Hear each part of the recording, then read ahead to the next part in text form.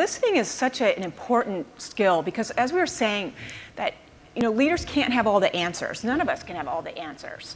And that often your people in your midst have the answers if we're willing to A, seek them out, and B, listen to them. And if I could just share a quick story. Sure.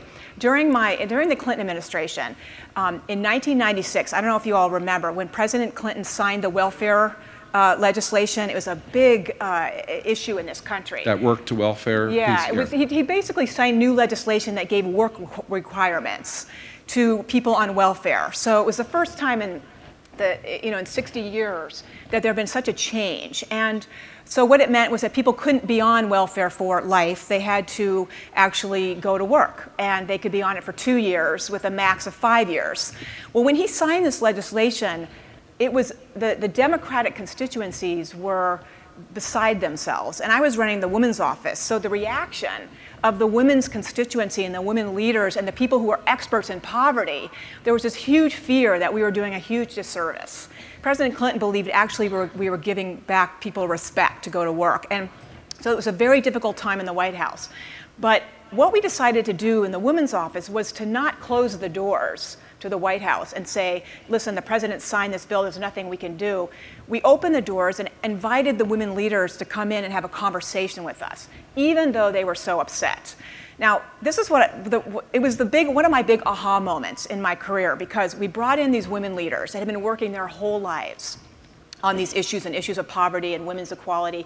And they came in so upset about this, so mad at the president, so frustrated. And all we did, myself and my boss at the time, her name was Alexis Herman, who went on to be our labor secretary at the end of the Clinton administration, we just invited them in and we said, we opened it up, we didn't say much, we said we know that there's unhappiness, we know there's unrest, but we want to hear from you. And we just listened to their frustration, how they were feeling. We didn't try to convince them that what they were feeling was wrong or that the president was right. We just listened. And it was one of the most exhausting, draining 2 hours of my career. But what was so amazing about it was the next day, we got all kinds of calls and emails from women saying it was the best meeting they ever had in the White House, that they felt listened to.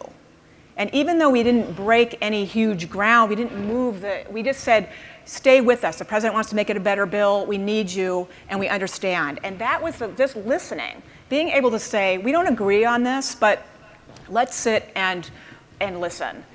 Now you work with both men and women on these issues. I assume there's some difference. I know, not overly stereotyping, but sort of what the faults might be around listening.